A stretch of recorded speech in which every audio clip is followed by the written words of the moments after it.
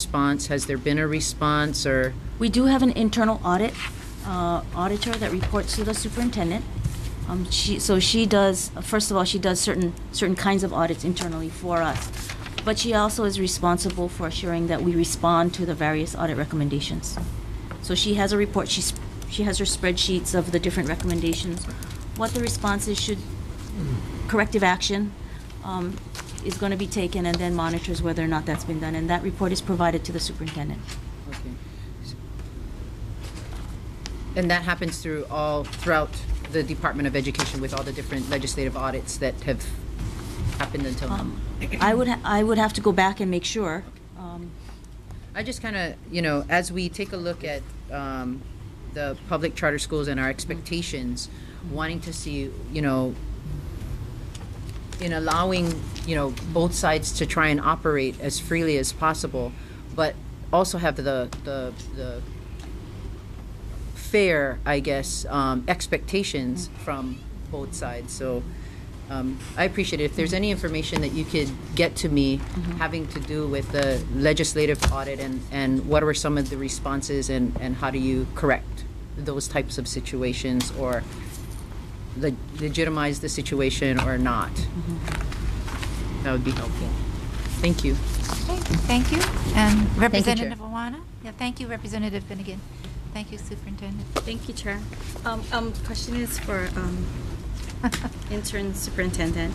Do charter schools have the ability to seek federal funds on their own without the DOE's oversight? Yes, I believe they do. I think it's dependent on what the source of the funds are. So Title I, for example, that would come through the state education, so that would be through the DOE. But then again, there are other independent federal grants, and perhaps Paki might have more information than I on what the charter schools are pursuing. It's mixed. In general, I think the larger pots of money all go through the state. The SCA, yeah, it's formula driven. Okay. And if I may follow up, yes, Chair, please proceed. do you always include charter school enrollment numbers when the DOE is seeking federal funds? I think that is also dependent on, so when you say all, I think the categorical funds or the what we call the formula driven would include the charter schools, and that's where we would take the Title I money and take the percentage of enrollment and provide it to the CSAO for them to distribute to the schools. So it's already somewhat being done? Oh yes, we do have a number of formula driven funds like Title I that funds go to the charter schools, and there are others, for example, special education, where the department manages the special education programs, and so some funds go to charter schools, I believe, and Paki can correct me if I'm wrong, and some are retained for state services that are provided to students. So. And in this particular bill, what's gonna, I'm reading the department's position in that last sentence about need to be accountable to meet the federal requirements. So what happens if funds are granted and it's divvied up to the charter schools and you don't meet those requirements? Will you be jeopardizing future monies coming to the DOE because of not meeting those requirements? It will just be dependent on the individual sources of federal funds. So some there might be a penalty of some sort, but some there may not. So it's hard to speak in a blanket. My experience with this has primarily been with the ARRA funds, for example, and there are quarterly reports on how many jobs have been saved, etc. So in that sense, we don't really get penalized, but there may be like an asterisk or a question mark next to our report. Is that something that is a good thing? Probably not, but are we getting dinged for it? I haven't seen that yet. Okay, thank you. Thank you, Chair. Okay, seeing no, okay, Representative Ward. The gentleman from charter schools. I was in the back while you were speaking.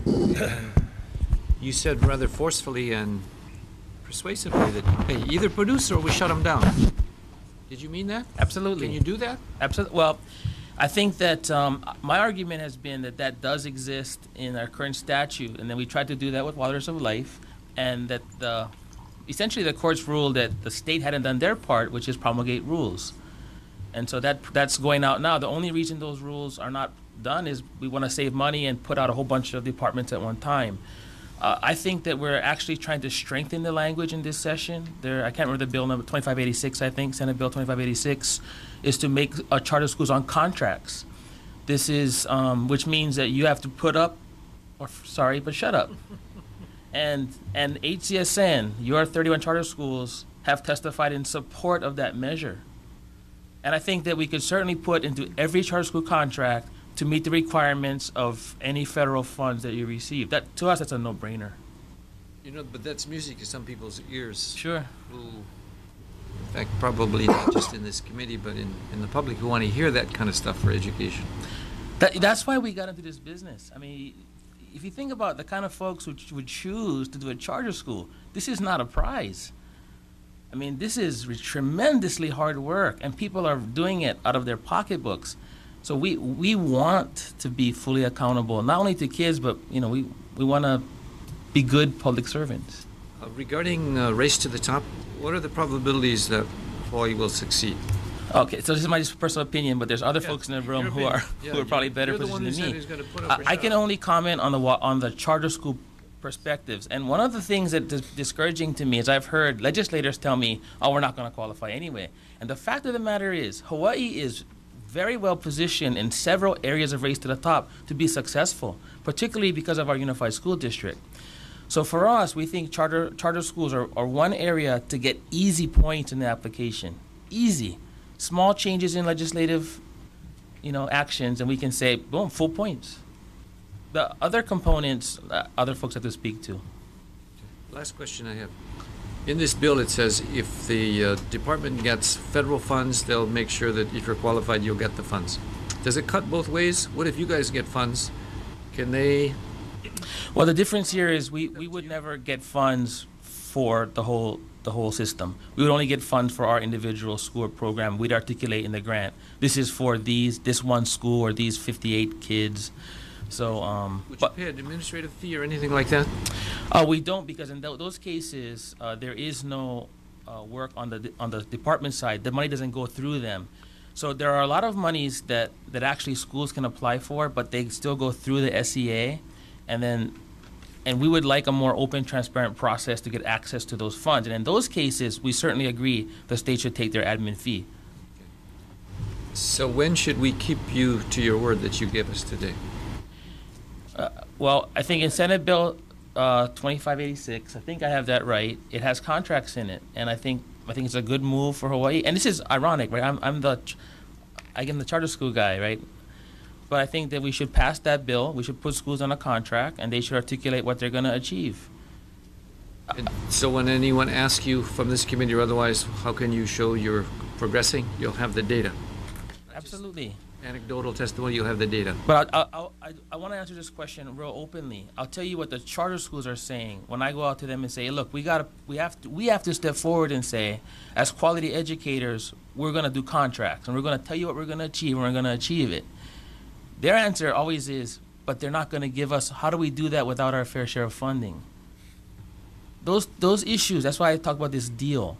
If you're going to have a charter school program in your state, it has to be based on the premise that you give them their fair share of resources and some autonomy to do things differently, be innovative.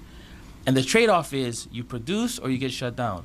That's what Race to the Top says. Fourth criteria in the charter component is you close down schools who don't perform. And that's the federal initiative for charter schools. They're all talking about high quality. And in fact, if you look at the lift the cap language, right? It's not lift the cap. The language in Race to the Top is have no barriers for high-quality charter schools. That's different than lift the cap. So it doesn't say lift the cap. It doesn't. It say no barrier to high-quality charter schools. Madam Superintendent, does it say lift the cap? I thought the cap that's is a different section. the way the media covered it was lifting the cap and give merit pay to teachers. There's a lot more to it, but the cap portion is F1, and what the discussion is here is related more to the second element, F2. And there's a third element, equitable funding for the operational side, and then a fourth element, which is equitable funding for facilities. So there are 4 categories within the charter school segment, I think it's F anyway, of the Race to the Top application. So that portion about the cap is really talking about whether there's a limitation in state statute on the number of charter schools in the state. And the balancing act is they're on contracts, they don't perform, you close them down. Right, and So that's number two. that's why the philosophy, the mechanism is lift the cap. There's no barrier. Yeah, the superintendent agrees with contracts.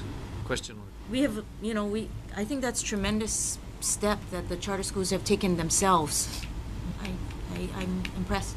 Putting their neck on the line. Absolutely. But what we believe is going to happen, I want to be honest with this committee, because this is the key committee, right, on this issue, is at the end of session, we're going to get the contracts, higher accountability, federal funds, and no extra dollars. That's what we think is going to happen. So when we have this mistrustful relationship, I mean, to be honest, that's what I consider my whole job right now, is to try to rebuild the trust so that these great educators, what I can tell you from my heart is these are great people, quality educators, stuck in a tough system. And to me, I view my whole job as trying to bridge this gap, because there's great educators in our traditional school system, in the DOE.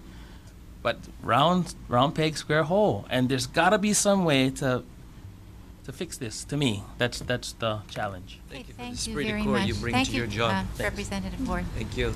Okay, we're going to move on to the next bill. Title. And to me, I view my whole job as trying to bridge this gap, because there's great educators in our traditional school system, in the DOE. But round peg, square hole. And there's got to be some way to fix this. To me, that's the challenge. Thank you for the Thank you spirit very of core much. you bring Thank to you, your job. Representative Ward. Thank you. Okay, we're going to move on to the next bill. Had a lot of discussion on this one. And the next bill is relating to education, House Bill 2486, establishing a minimum number of instructional days per school year for each grade. And we have the Superintendent of Education, Catherine Matayoshi.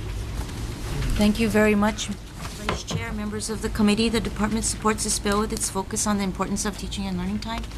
We do have a couple of considerations for you. One is the additional costs that may be incurred if additional days are added.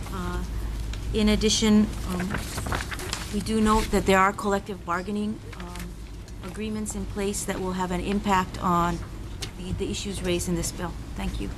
Thank you. Okay, next we have the Charter School Administrative Office. Monalay Love, this is testimony in opposition. State of Hawaii Office of Collective Bargaining.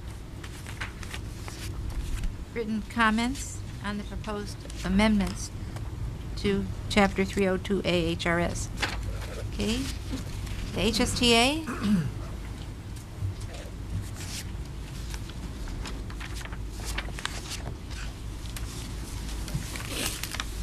Morning. Good morning, Chair Lee and members of the committee. I am Louise Caetano, teacher lobbyist. I'm a teacher at Fern Elementary School. I'm sorry that our president, Mr. Will Okabe, could not be here this morning, so I will be testifying on his behalf. The Hawaii State Teachers Association offers the following comments on House Bill 2486, HD1. We believe that it is within the purview of the Board of Education to set the minimum number of instructional minutes for students. We also believe that the legislature has the discretion to set parameters for collective bargaining as long as it does not infringe upon the constitutional rights of the public employee to negotiate the core subjects of wages, hours, and other conditions of employment. Article 16 of the Unit 5 Bargaining Agreement contains a provision which sets the instructional minutes for teachers. The subject matter has been negotiated since inception of collective bargaining. Increasing the number of hours would incur great costs at a time when the governor and the legislature are seeking ways to cut costs. Thank you for this opportunity to testify this morning. Okay, thank you, Ms. Cayetano. Okay, HGA.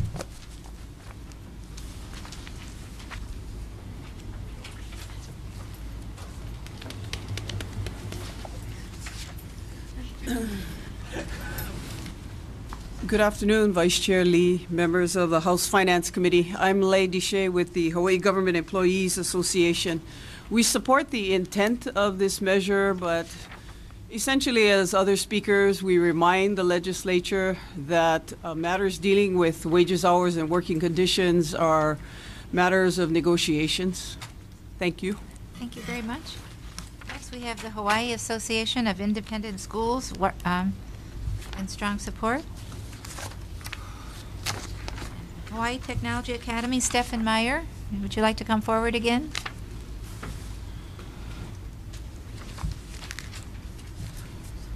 Hello, Vice Chair and committee members. On behalf of Hawaii Technology Academy, I'd like to thank you for opportunity to testimony. We support the intent to establish a minimum number of instructional hours per school year for each grade. However, we ask that the committee consider including language for charter schools and public schools providing virtual or online education. HTA is one of several charter schools that provide a hybrid of online learning at home or wherever internet connection can be found through online and offline work. Supervised by certified teachers in which students meet face-to-face at the school for courses and activities. We document students' instructions through their login, which keeps them very accurate, accounting for their attendance and participation of coursework and other learning activities. Hawaii Technology Academy is one of Hawaii's 31 public charter schools that are part of the state public school system. Like Hawaii Department of Education schools, charters comply with federal and state education standards. We support efforts like this to improve Hawaii's public education system. Most of all, we endorse changes that create equitable funding and supportive environment for all DOE and public charter schools to better position Hawaii in competition for U.S. Department of Education's Race to the Top grants. States with policies in place support equitable funding for all public school students are at greater competitive advantages to qualify for RTT and other federal grant programs. For these reasons, we respectfully urge members to support the passage of this bill with technical amendments to address virtual education issues. Thank you. Thank you, Stephen. Okay, the Special Education Advisory Council. Written testimony from Iva Lee Sinclair. Linda Ilento, in opposition. Jessica